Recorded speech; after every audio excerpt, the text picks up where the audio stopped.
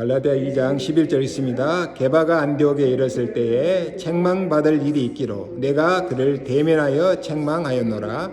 야고보에게서 온 어떤 이들이 이르기 전에 게바가 이방인과 함께 먹다가 그들이 오매 그가 할례자들을 두려워하여 떠나 물러가매 남은 유대인들도 그와 같이 외식하므로 바나바도 그들의 외식에 유혹되었느니라. 그러므로 나는 그들이 복음의 진리를 따라 바르게 행하지 아니함을 보고 모든 자 앞에서 게바에게 이르되 내가 유대인으로서 이방인을 따르고 유대인답게 살지 아니하면서 어찌하여 억지로 이방인을 유대인답게 살게 하려느냐 하였노라. 우리는 본래 유대인이요 이방 죄인이 아니로되 사람이 의롭게 되는 것은 율법의 행위로 말미암이 아니요 오직 예수 그리스도를 믿음으로 말미암은 줄 알므로 우리도 그리스도 예수를 믿나니 이는 우리가 율법의 행위로서가 아니고 그리스도를 믿음으로써 의롭다함을 얻으려 함이라. 율법의 행위로서는 의롭다함을 얻을 육체가 없느니라.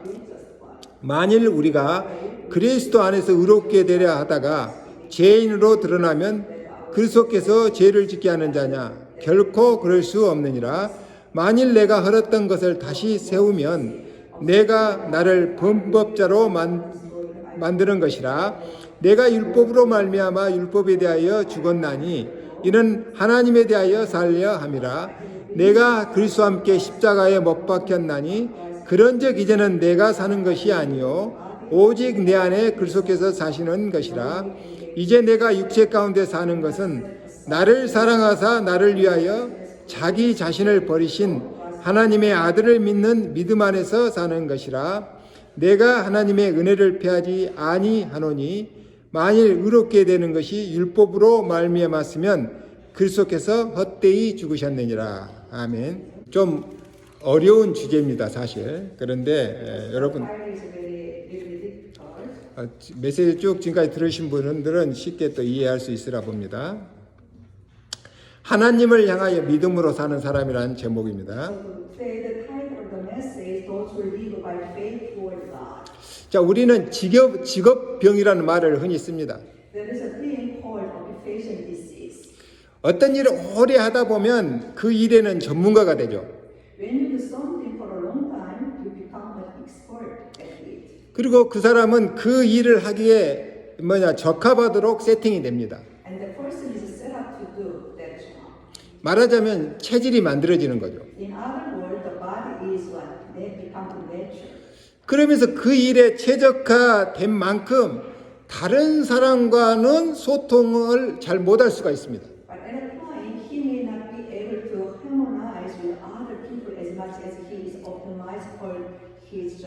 그 일에 내가 최적화된 만큼 어떤 고정관념이 생기기도 합니다.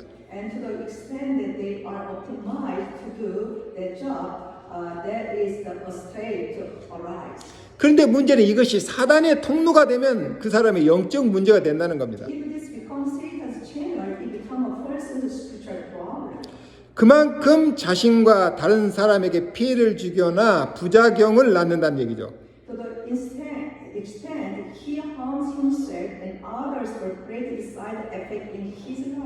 자, 예를 하나 드리겠습니다. 학교 선생 일을 오래 하다 보면은 학교 밖에서도 늘 다른 사람을 가르치려고 합니다.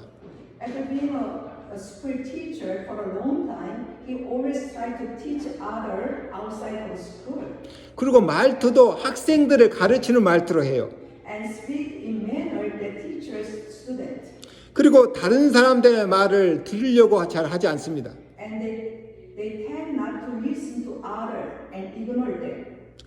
제가 그 DC에서 은퇴한 교수님을 만났어요.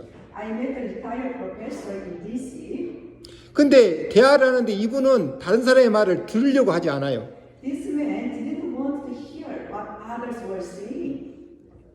내가 교수인데 누가 나를 가르치냐 하는 그런 생각이 잠재되어 있는 것 같아요. 또 의사는 늘 환자를 대하기 때문에 모든 사람을 환자 보듯이 합니다.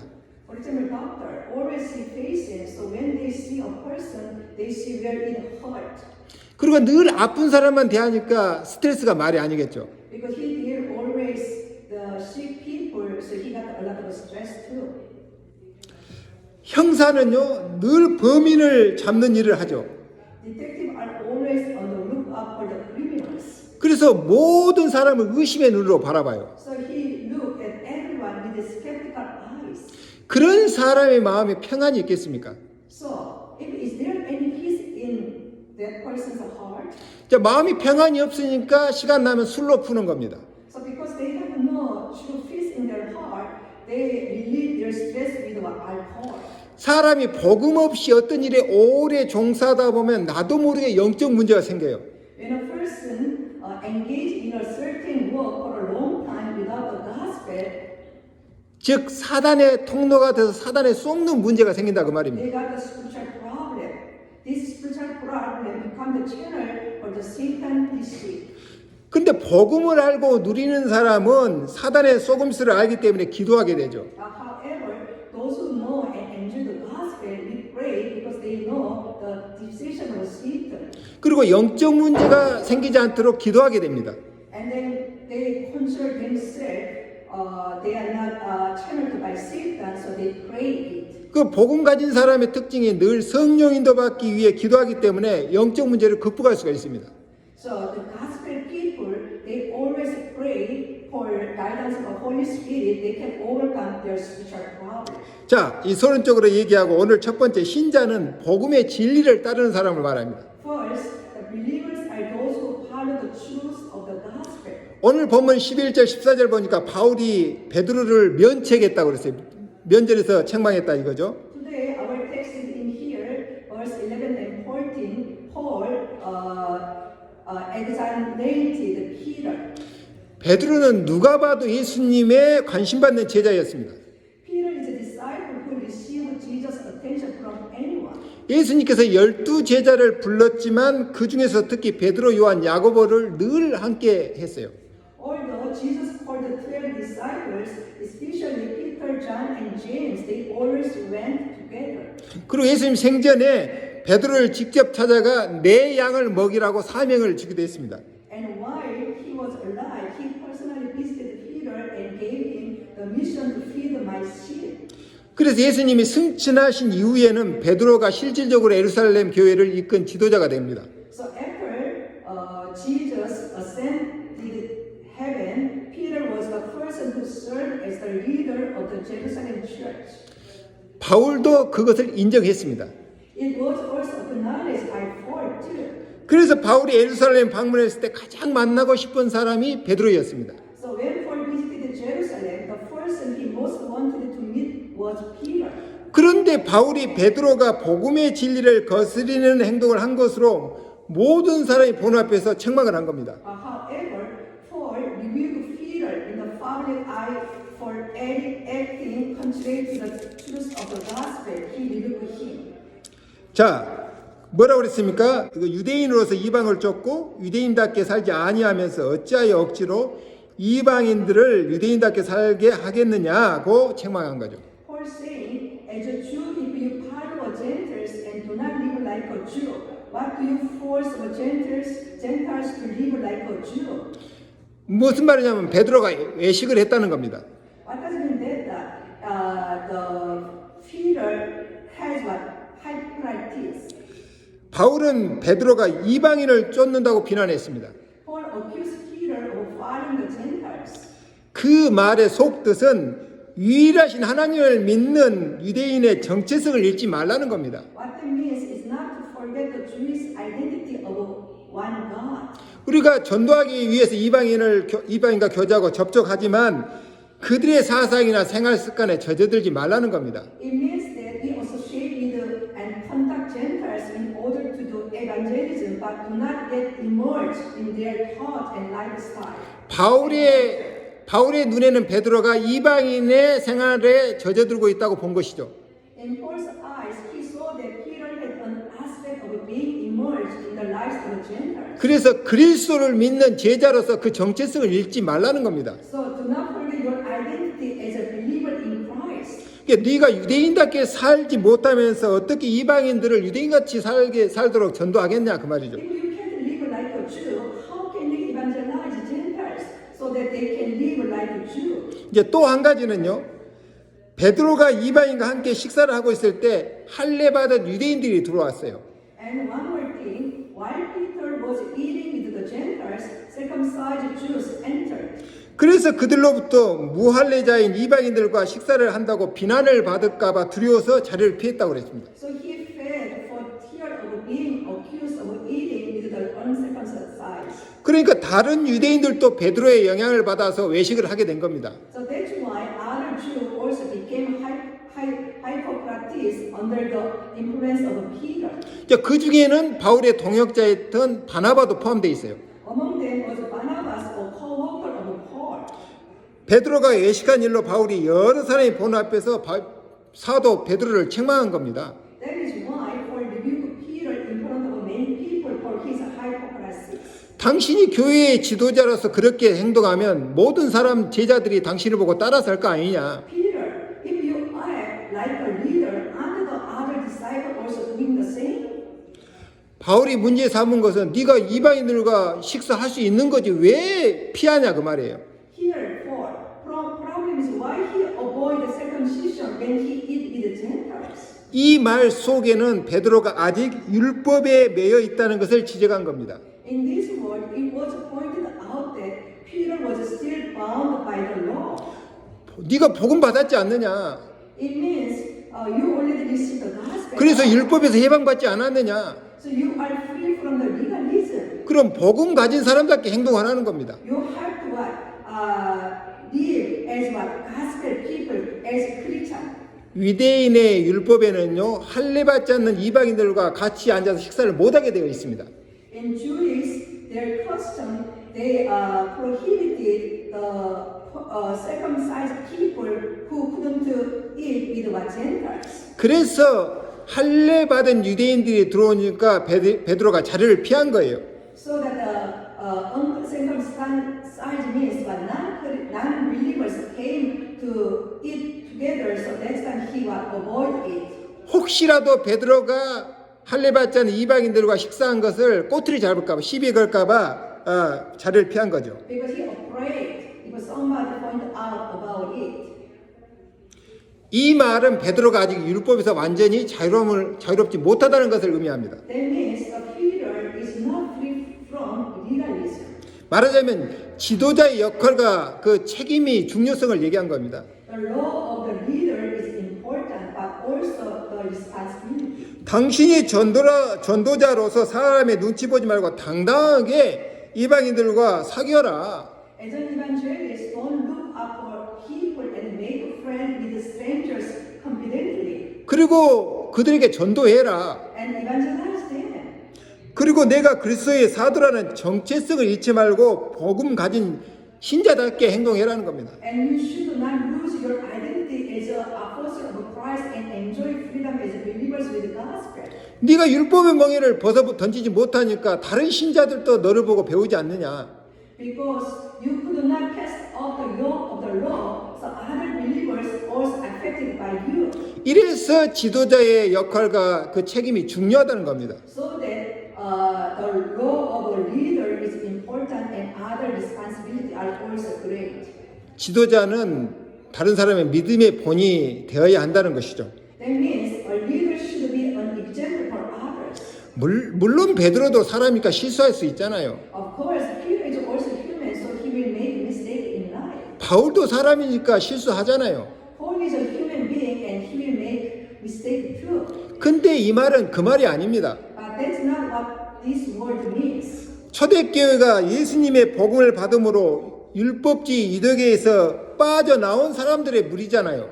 It is a group of people who escaped from the legalistic Judaism because the early church received the gospel of Jesus. 진짜 하나님을 믿어보겠다고 사람 중심의 유대교회에서 빠져나온 사람들이잖아요. These are people who escaped from the people-centered Judaism to believe first in the real God.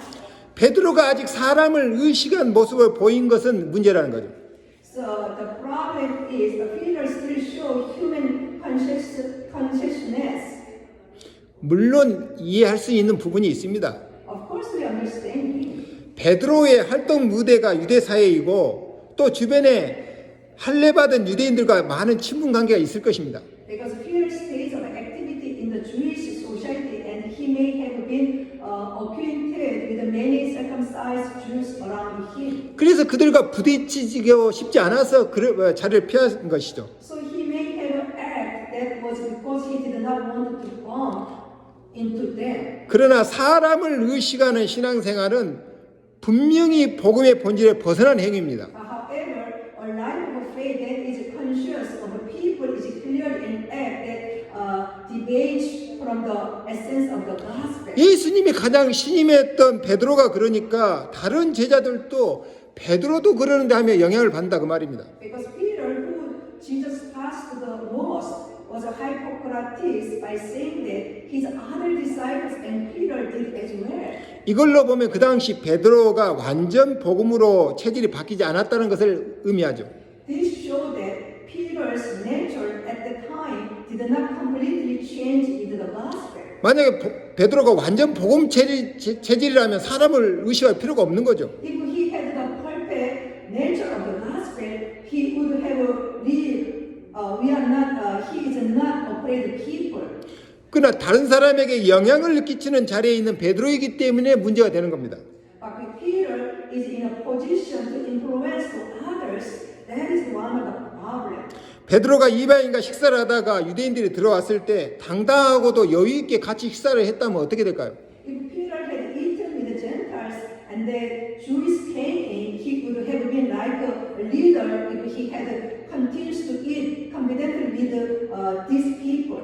그때 만약 유대인들이 당신이 왜 무할례자들과 같이 앉아 식사를 하냐고 시비를 걸었다면 At the time, if the Jew had argued about why we were sitting and eating with the uncircumcised people, 그리고 그때 베드로가 복음의 진리를 그들에게 당당하게 설명했다면 하나님께서 정말 기뻐하셨을 겁니다. then Peter had explained the truth of the gospel to them.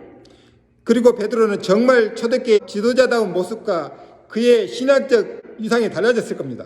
God would have been really pleased, and Peter's appearance as a leader of the early church would have been really different from his religious status. 진리를 알지니 진리가 너희를 자유케 하리라 수없이 들었잖아요. You will know the truth, and the truth will set you free.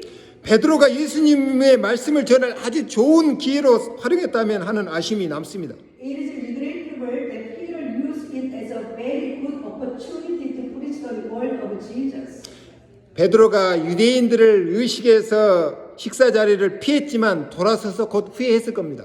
Perhaps Peter was conscious of the Jew and avoided the meal, but he may have turned around and did the later Peter's regret. 베드로의 성품상 충분히 그럴 수 있어요. Peter's character could be enough to do it. 과거의 베드로는 예수님을 3번 부인하고 돌아서 나오면서 곧바로 후회했잖아요. In the fast, Peter had denied Jesus 3 times and turned away, and he immediately regretted it. 고난과 죽음의 위기에서 순간 예수님을 부인을 했지만 그의 본 마음은 진짜 예수님을 부인한 게 아니거든요. At the moment of suffering and death, he denied Jesus, but his true heart was not denying the real Jesus. 또 과거에 베드로가 백부장 고넬료 집에서 식사를 했던 일로 유대인들이 시비를 걸어왔습니다. There were times in the fast when the Jews rebuked Peter for eating at the centurion house. 그때 베드로가 주님이 보여주는 환상 이야기를 하며 상황을 설명했습니다. The centurion house of Cornelius. At the time, Peter explained the situation by telling the story of the vision the Lord had shown him. 그리고 하나님께서 이방인들에게도 구원의 제사함의 은총을 베푼 일을 인해서 감사하며 간증했죠. And he testified of the God's forgiveness of sins even to the Gentiles. 그 얘기를 듣고 모든 교회가 하나님께 영광 돌렸다고 그랬습니다. At the time, all the believers thanked God for His grace. 예, 그런 일이 있는 이후에 베드로는 자유롭게 이방인들과 교제하게 된 것 같습니다. After that, Peter seems to have been more free to associate with the Gentiles. 예, 그들과 자꾸 만나고 교제하다 보니까 자연스럽게 그들의 생활 습관에 젖어드는 모습이 보였을 수도 있습니다. He may have seen him naturally immerse himself in their lifestyle as he was dating with them. 그래서 그리스도인이면 그리스도인답게 품위를 잃지 않아야 이방인들을 전도해서 그리스도인이 되도록 할 거 아니냐 하는 바울의 교훈입니다. So that the fourth lesson that if you are a Christian, you must not lose your identity like a Christian, so that you can evangelize to Gentiles and become Christians. 그런데 어쩌면 오늘 본문을 통해서 바울은 우리를 책망하고 있는지 모릅니다. But today, in fact, Paul is rebuking us. 우리가 신앙생활할 때 가장 조심해야 될 게 바로 이겁니다. This is what we need to be most careful about when we live our faith life. 사람을 의식해서 예배하고 사람을 의식하며 기도하고 사람을 의식하며 선행하는 겁니다. Worshipping consciously of people, praying consciously of people, doing good deed consciously of people. 우선 저 자신부터 그래요. First of all, because it often happened to me.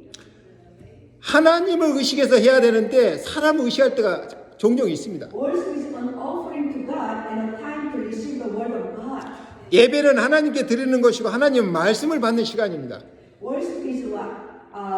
To God to receive God's word. 그렇게 생각한다면 예배하는 우리의 마음가짐이나 태도가 달라지죠. If we think that way, our attitude toward worship will change. 헌금도 하나님께 하는 것이지 사람께 하는 게 아닙니다. Even offering is not offering to people, offering to God. 그런데 많은 신자들이 목사나 사람을 의식해서 예배하는 경우가 많습니다. However, there are many cases the Christians where many believers are conscious of pastor or person. 또 기도도 하나님께 하는 것이지 사람께 할 필요가 뭐 있습니까? Also, prayer is to God, not to man to hear. 그런데 많은 사람이 사람을 의식해서 기도할 때가 너무 많습니다. However, there are too many times when we pray with the people conscious. 특히 교회에서 공적 예배 대표 기도할 때 더 그래요. This is especially true when the prayer of families in church. 하나님은 눈에 안 보이고 사람은 눈에 보이니까 그렇게 되는 겁니다. Because God is invisible and man is visible. 선행이나 구제를 할 때도 예수님은 오른손이 하는 일을 왼손이 모르게 하라고 그랬어요. So that people conscious of what? Man. Even when doing good deed or giving alms, just do it secretly so that left hand does not know what the right hand is doing. 그때 하늘에 계신 하나님께서 은밀하게 보시고 상을 주신다고 그랬습니다. Then he said that God is in heaven sees and remember in secret. 그런데 많은 사람이 사람들이 알아주기 원해서 선행을 드러내려고 합니다. But we want others to notice, so we try to uncover good deed. 그런데 예수님은요, 하나님께서는 사람에게 칭찬을 받으면 이미 선행에 대한 상을 받았으므로 내가 너에게 줄 상은 없다고 그랬어요. When God received praise from a man, he had already been rewarded for his good deed. 그래서 우리가 늘 살펴야 될 게 내가 사람 앞에서 하는 건지 하나님 앞에 하는 건지 점검해야 됩니다. So he said that God had no reward. So whether I am trying to show people or God, 내가 사람을 기쁘게 하는 일인지 하나님을 기쁘게 하려는 것인지 체크해 봐야 돼요. so we will always look at ourselves. I have to discern whether I am praising people or praising God. 이 말은 사람을 기쁘게 하지 말라는 얘기가 아니죠. 우리 마음 중심이 어디에 있냐는 겁니다.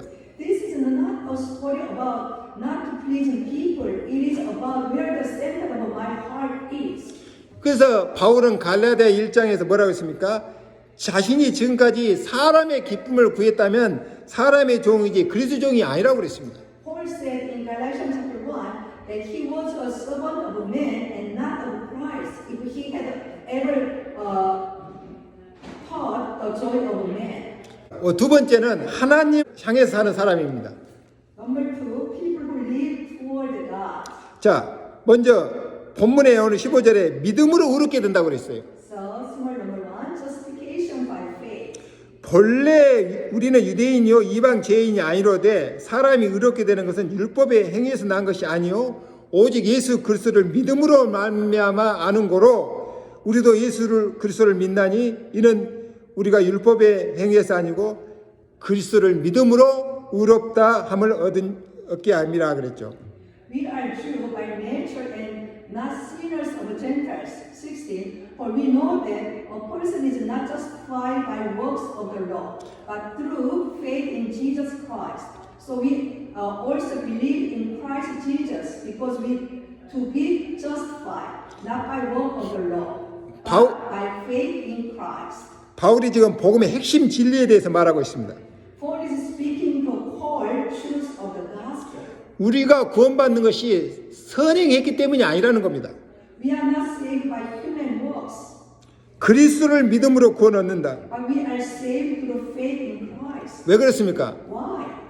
우리가 저주받고 고통스럽게 사는 이유가 창세기 3장에서 시작된 불신앙 때문입니다. The reason we live a cursed and painful life is because of unbelief in Genesis chapter 3. 그래서 하나님께서 보내신 그리스도를 믿음으로 제사함 받고 구원받는 것입니다. So that's why God opened the way to receive forgiveness of sin and salvation through faith in Christ. 사람이 착해서 창세기 3장 저주를 해결할 수 없습니다. Whom God said, if you are kind, will you be saved? Not. 사람이 착할수록 사단에게 더 잘 속아요. The better of a person is the more likely Satan is to deceive. 우리가 범한 원죄와 자범죄는 인간의 어떤 노력으로 해결이 안 되기 때문에 하나님께서 그리스도를 보내 해결하신 겁니다. Because the original sin we committed and our own sin cannot be resolved by any human effort. 거짓의 합에 사단이 자꾸 우리를 속이기 때문에 그리스도를 보내 사단의 권세를 꺾어버렸다는 것이 복음입니다. So the gospel is what God sent Christ to solve. Since Satan, the father of the lies, keep deceiving and ignoring us. 하나님 모르면 지옥 권세 아래 살다가 지옥에 가는데 그 지옥 권세를 깨뜨렸다는 것이 바로 복음이죠. The gospel is that he sent Christ to break Satan's authority. If he does not know God, he lives under the authority of hell and goes to hell. 그런데 유대인들은요, 조상으로부터 물려받은 율법을 잘 지키면 구원받는다고 착각했습니다. But the gospel is the breaking of that authority and leading him to heaven. The Jew, however, misunderstood that they would be saved if they kept the law they inherited from their ancestors. 그 고정관념을 바꾸라는 게 복음입니다. The gospel of the kingdom is to change that fixed idea. 유대인들은 하나님이 말씀을 주신 본질을 놓치고 율법 조항만 달달 외우고 지키려고 했어요. The Jew neglected the essence of the gospel, God's word, and tried to keep it by idea of the law, 그래야 하나님을 잘 믿는 것으로 착각했다니까요. so that they keep the law. That is best believing God. 어느 순간에 하나님이 아닌 율법 사상이 유대인들 머리에 각인된 겁니다. At some point, the idea of the law, not God, was imprinted in the mind of the Jews. 우리가 복음 모르고 교회 다니면요, 자칫하면 우리가 이런 오리에 빠질 수 있어요. If we understand gospel and then we believe in God, we fail as like a Jew. 하나님의 말씀을 사랑으로 받아야지 법으로 받으면 많은 오류가 생깁니다. We must receive the word of God by God's law. If we receive it as the law, that is error. 법을 지켜야 되지 어기면 벌을 받잖아요. The law must be obeyed, and if you break it, 그래서 you will be 늘 punished. 율법을 어기지 않으려고 조심하고 또 율법을 어긴 사람 보면 정죄하고 그렇습니다. So that's why we are always careful not to break the law, and because we condemn those who break the law. 그러니까 삶이 자유가 없고 평안이 없어요. So we have no freedom and no peace in our lives. 사람이 율법에 매이니까 삶이 수고롭고 긴장감마저 있습니다. Because of people are bound by the law, life is hard and there is even tension. 그래서 수고하고 무거운 짐을 진 자처럼 살아갑니다. So they live in the form of people who work hard and carry heavy burdens. 어느 민족 누구에게나 나름대로 각인된 율법이 있어요. Every nation has its own law and their imprinted their lifestyle. 그리고 그것이 오래되면 폐단이 생기는데 그것이 폐단인지 모르고 익숙해져서 살아갑니다. And when it gets old, bad things happen, and we don't know if it is bad, and we get used to it.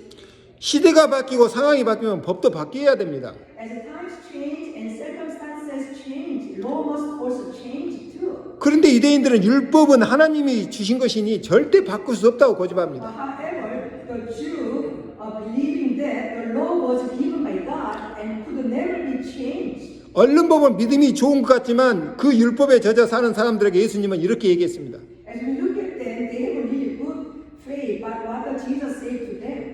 수고하고 무거운 짐진 자들아 다 내게로 오라. 내가 너희를 편히 쉬게 하리라. Matthew chapter 11:28, come to me, all you labor and heavy laden. 내 짐은 쉽고 가벼우니 내게 와서 배우라 그랬어요.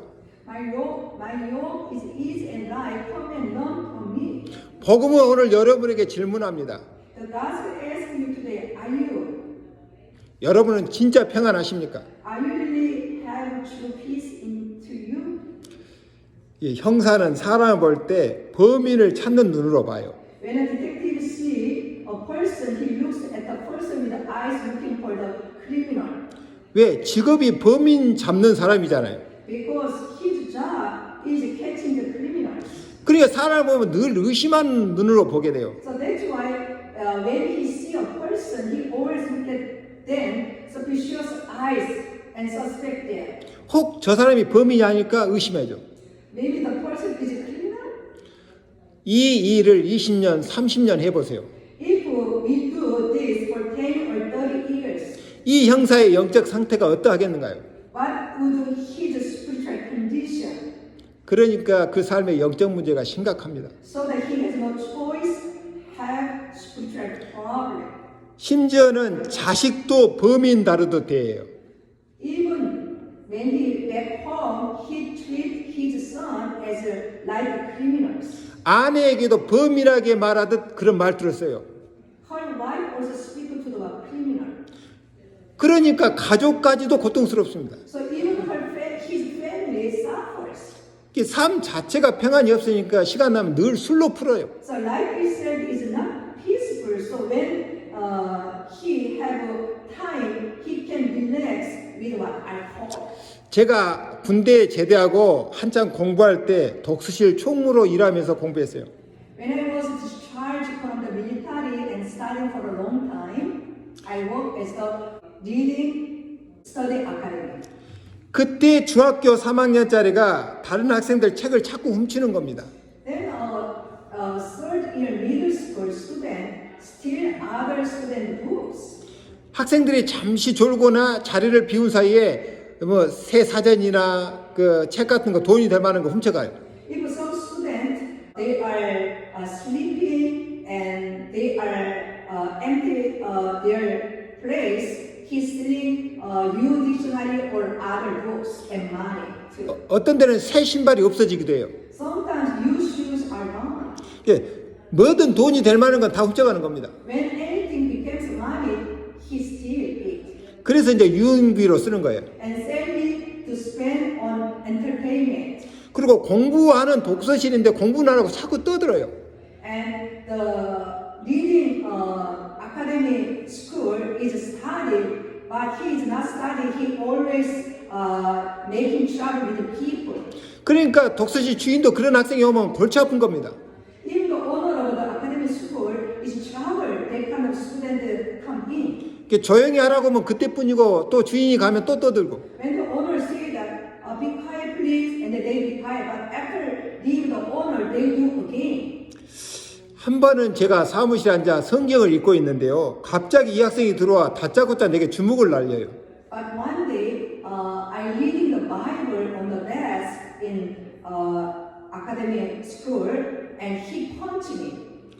이유가 뭔가 하니까 자신이 떠드는 것을 내가 주인에게 고자리에 해서 주인한테 경고를 받았다는 겁니다. When I asked what the reason was, it was that I had been told by the owner about what he was talking about, and the owner wasn't paying attention. 사실은 그 학생이 떠들 때 옆방에서 주인이 있다가 들었거든요. But when he made a noise, the owner beside of the room, he heard it. 이 학생이 술을 마시고 와서 술 기운에 나를 때린 겁니다. Because he angry about me, and he drinking, and he punched me. 다행히 이제 이 소리를 듣고 지나가던 이제 선배 학생이 얘를 끌고 나가서 이제 제가 한 대 맞고 끝이 났습니다. Fortunately, one that he's the senior, they him. So just finish this problem. 시간이 좀 지나서 이 학생이 이제 술기운이 깨니까 미안했더니 내게 와서 사과를 했어요. the drunkenness, so he came and apologized. 그때 제가 이 학생을 꼭 껴안아 주면서 이렇게 얘기했습니다. Then I hugged him and said, 내가 아무리 힘이 없어도 너에게 맞겠냐? no matter how weak I am, it is right for you. 예수님의 사랑이 나로 참게 했다. I said that love of Jesus made me bear it. 이렇게 말하니까 이 친구가 사랑이라는 말을 듣더니 눈물이 뚝뚝 흘려요. When he heard love, he began to cry. 사연을 듣고 보니까 이 학생의 부모님의 사랑을 받지 못하고 자란 겁니다. I heard his crying. He doesn't receive love from his parents. 특히 아버지 사랑에 굶주려 있어요. He is especially hungry for his father's love. 아버지 직업이 뭐냐? 형사입니다. His father's job was detective, 엄마는 주변에서 식당을 해요. and his mom run a restaurant. 그러니까 부모가 늘 바쁘죠. So parents are always busy. 이제 엄마는 바쁘니까 자기가 가서 이제 돈 달라고 하면 돈으로 때우는 식입니다. Because her mom's so busy, whatever she asks money, her mom just give her money. That's all. 아버지는 아들을 죄인 다루듯이 다루어요. And the father treated his son as he treated as a sinner, as a criminal.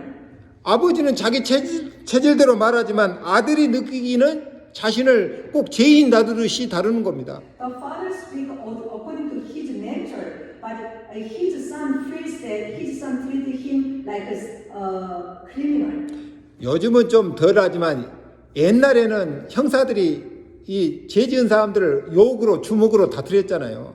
Less these days, but in the old days, detectives treat criminals with swearing and violence and cursing. 그런 식으로 말하고 이렇게 자식들을 다루니까 자식이 어떻게 되겠습니까? When he speaks to his son with such word and action, the son feels the fear of his father. 이 학생이 아버지에 대해서 공포심을 갖고 있어요. So he has fearless of his father. 아버지만 보면 두려운 겁니다. Just looking at his father, he is scary.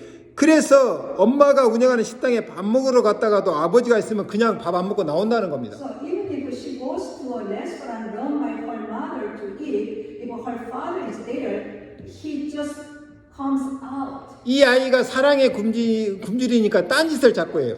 This kid is starving for love, so he does something else. 다른 학생들 괴롭히고 물건 훔치고 본드 마시고 Bullying others and stealing stuff and then shocking on bond. 이 친구는 파출소에 끌려가도 경찰 앞에서 큰 소리 쳐요. This friend is screaming loudly even when he is taken by the police. 이 친구 하는 말이 자기는 자기 아버지의 세상에 두려운 사람이 없다고 He 얘기했습니다. said he had nothing to fear except his father. 형사라는 일을 오래 한 아버지의 직업병이 영적 문제로 바뀌니까 상태가 심각합니다. His father, who worked as a detective for a long time, turns into a spiritual problem, so his condition is serious. 아버지의 영적 문제가 아들을 이렇게 가정과 학교에 부적응하는 학생으로 만든 겁니다. The father's spiritual problems have made him such a disorganized student at school. 어디 형사뿐이겠습니까? Where would the detective be? 사람들에게는 직업병이라는 게 있고 고정관념이라는 게 있습니다. People have occupational disease and there are fixed ideas. 어느 분야든 그 분야에 오래 종사하면 전문가는 되지만은 반대로 영적 문제가 생길 수가 있습니다. You become an expert in any field for a long time, but on the contrary, on the other side, you got a spiritual problem. 지금 무슨 말을 하고 있습니까?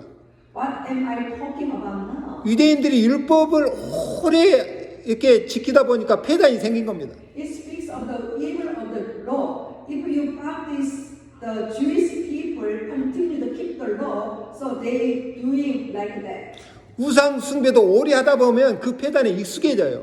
If you practice idolatry for a long time, you get used to its life. 익숙해지면 그것이 편한 것처럼 착각합니다. Once you get used to it, it's comfortable. 율법이 찌든 사람의 삶과 영적 문제를 지금 말하고 있는 겁니다. But it is a mistake. It talks about life and spiritual problem of a person 그래서 who is afflicted with the law. 예수님이 진리가 너희를 자유케 할 것이라고 얘기한 겁니다. So Jesus said the truth will set you free. 복음은 모든 사람을 이해하고 모든 사건을 수용하고 모든 말도 초월할 수 있어요. The gospel makes everyone understand, embrace every event, and transcend every word. 이것이 복음의 참 능력입니다. That is true, the power of the gospel. 오늘 바울이 율법의 행위로는 의롭다 함을 얻을 육체가 없다고 그랬습니다. Paul said that there is no body by the works of the law to be justified. 17절에는 만약 우리가 그리스도 안에서 의롭게 되려 하다가 죄인으로 나타나면 그리스도께서 죄를 짓게 하는 자냐 결코 그럴 수 없다고 그랬습니다. In verse 17, if we try to be justified in Christ and appear as sinners, then does Christ make us sin? 법이 있기 때문에 죄가 있잖아요. That is not. There is a law, there is a sin. 율법이 있기 때문에 그걸 어기면 죄가 성립되는 겁니다. There is the law. If we against it, we got the sin. 우리가 율법에 의해 죄인의 모습으로 살다가 예수 그리스도를 믿고 구원을 받고 제사함을 받은 거죠. And if you break it, we become the sin. We live as sinners according to the law, but we believe it. 예수님은 우리를 율법에서 해방시킨 것인데 내가 예수 믿고 난 뒤에 율법에 매이면 어떻게 되겠습니까? But Jesus Christ set us free from the law, but we believe Jesus Christ and we bound by the law. How? 그러면 사람들이 오해를 한다는 겁니다. So people misunderstood it. 내가 율법의 종의 모습으로 보여지면 예수님이 나로 하여금 그렇게 만든 것으로 착각할 것이 아니냐 그 말이에요.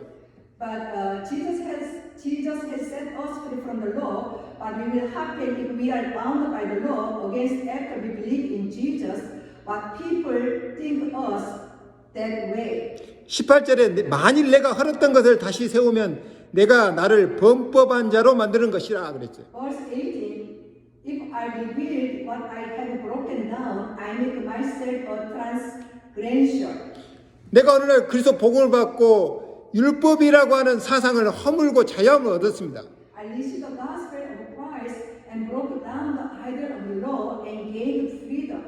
그런데 다시 율법에 매인다면 내가 나를 다시 범법자로 만드는 것이라는 거예요. But if I am bound by the law again, even when doing good deed or giving alms. 왜냐하면 실수 안 하고 사는 사람이 없잖아요. But there is no people make mistake. 내가 예수 믿고 난 뒤에 율법에 대해 자유함을 누리지 못하면 그리고 율법을 어긴다면 내 스스로가 율법에 대해 나를 정죄한다는 겁니다.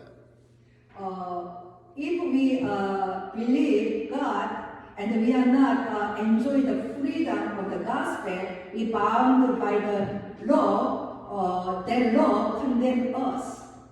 19절에는 내가 율법으로 말미암아 율법을 향하여 죽었나니 이는 하나님을 향하여 살려 함이라 그랬습니다. I died to the law through the law that I might live to God. 그러면서 바울이 대선언을 했습니다. And then Paul made a great prophecy. 나는 율법을 향하여 죽었다. I died to the law. The reason is to live toward God. 이유는 하나님을 향해서 살기 위해서다. In the past, we were deceived by Satan and lived to be bound by the law. 과거는 From now on. 과거는 사단의 쏘가 율법에 매여 살았지만 이제부터는 하나님의 뜻을 이루기 위해 살겠다는 말이죠. Before I live for bound by law, but now I live to fulfill God's will. 세 번째는 믿음으로 사는 사람. Third, people who live by faith. 바울이 20절에 그 유명한 말을 했습니다. Verse 20, the famous word he said that. 여러분도 성경 있으면 한번 같이 읽었으면 좋겠어요. So if you have a Bible, you can see it. Galatians chapter 2:20. 내가 그리스도와 함께 십자가에 못 박혔나니 그런즉 이제는 내가 산 것이 아니요 오직 내 안에 그리스도께서 사신 것이라. 이제 내가 육체 가운데 사는 것은 나를 사랑하사 나를 위하여 자기 몸을 버리신 하나님의 아들을 믿는 믿음 안에서 사는 것이라 그랬습니다. I have been crucified with Christ, and it is no longer I who live, but Christ lives in me, and I now live in the flesh, through faith in the Son of God, who loved me and gave himself for me to live.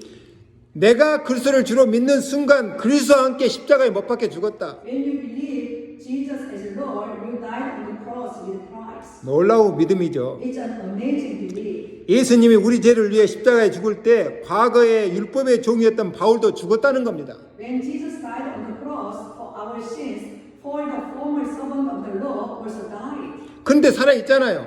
Therefore, he is 그런데 alive. 이제는 내가 산 것이 아니라는 겁니다. 내 안에 그리스도께서 사셨다고 Therefore, 했어요. it is no longer I who live, but Christ lives in me. 무슨 말입니까? This means, what does it mean that? 이 말은 그리스도가 바울의 주인이 되었다는 겁니다. That means that Christ become the law above all.